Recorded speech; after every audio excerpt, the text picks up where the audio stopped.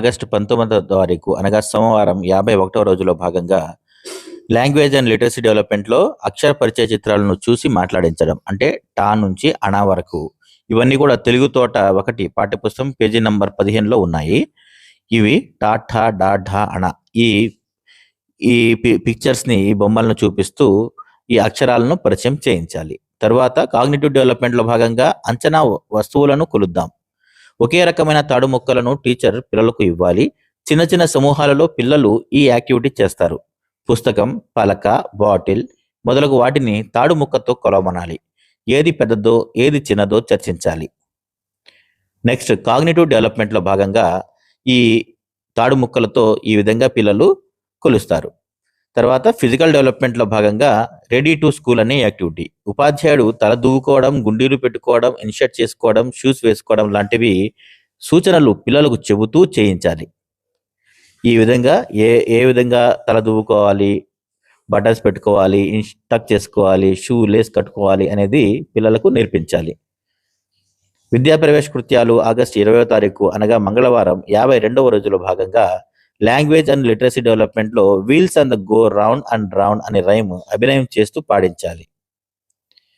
తర్వాత కాగ్నిటివ్ డెవలప్మెంట్లో భాగంగా పెద్ద సమూహాల్లో జాన, బెత్త, మూర చూపుతూ ఇలా కొలిచే వస్తువుల పేరు చెప్పించాలి. మనం ఒక టీచర్ కూడా కాస్త రోల్ ప్లే చేసి జాన, బెత్త, మూర ఇవన్నీ ఎలా కొలుస్తారో చూపించి అలా కొలిచే వస్తువుల పేర్లు చెప్పించాలి. ఉదాహరణకి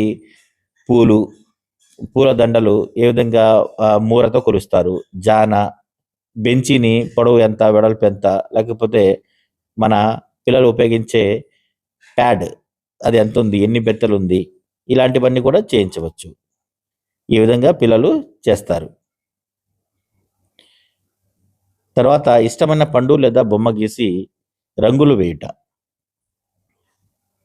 పిల్లలు తమకు ఇష్టమైన, తమకు బాగా నచ్చిన పండు బొమ్మను లేదా పువ్వు బొమ్మలు గీసి చూపిస్తారు. తర్వాత విద్యా ప్రవేశ కృత్యాలు ఆగస్టు 21వ తారీఖు అనగా బుధవారం 53వ రోజులో భాగంగా ఏం చేయాలంటే లాంగ్వేజ్ అండ్ లిటరసీ డెవలప్మెంట్లో పిల్లలు రోజు బడికి ఏ విధంగా చేరుకుంటున్నారో మాట్లాడించాలి.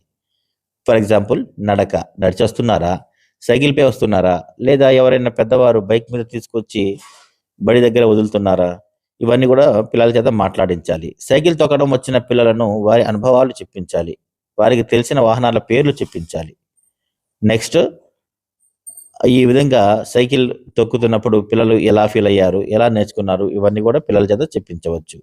కాగ్నిటివ్ డెవలప్మెంట్లో భాగంగా పిల్లలకు నంబర్ కార్డులు ఇవ్వాలి. 1 నుంచి 10 వరకు నంబర్ కార్డులు ఇచ్చి ఆ జట్టులోని 2 పిల్లలను ముందుకు రమ్మని చెప్పి వారి వద్ద ఉన్న కార్డులు మిగిలిన విద్యార్థుల వద్ద ఉన్న కార్డులతో పోల్చి ఎంత ఎక్కువ లేదా ఎంత తక్కువ, ఏది ఎక్కువ లేదా ఏది తక్కువ చెప్పించాలి, మాట్లాడించాలి. దీనివల్ల ఏంటంటే ఎక్కువ తక్కువ సమానం అనే కాన్సెప్ట్ పిల్లలకు తెలుస్తుంది. తర్వాత ఫిజికల్ డెవలప్మెంట్లో భాగంగా మ్యూజికల్ నంబర్స్. పిల్లలు మ్యూజికల్ చైర్స్ ఆడుతూనే ఉంటారు, సేమ్ అదే విధంగా ఉంటుంది. కాకపోతే ఇక్కడ నంబర్స్ ఉపయోగిస్తాం. ఉదాహరణకి ఏంటంటే టీచర్ ఒక వృత్తాన్ని గీసి అందులో 1 నుంచి 10 వరకు అంకెలు రాయాలి. పిల్లలను సర్కిల్ ఆవల చుట్టూతా పరిగెత్తమనాలి. ఇప్పుడు ఏదో ఒక అంకె చెప్పినప్పుడు ఆ అంకె పైకి దూకమనాలి. ఈ విధంగా ఎవరు ముందుగా వస్తారో వాళ్ళు విన్ అయినట్టు, ఎవరికి అక్కడ స్థలం దొరకదో లేకపోతే ఆ నంబర్ దగ్గరలో నిలబడడానికి అవకాశం ఉండదో వాళ్ళు అవుట్ అయినట్టు.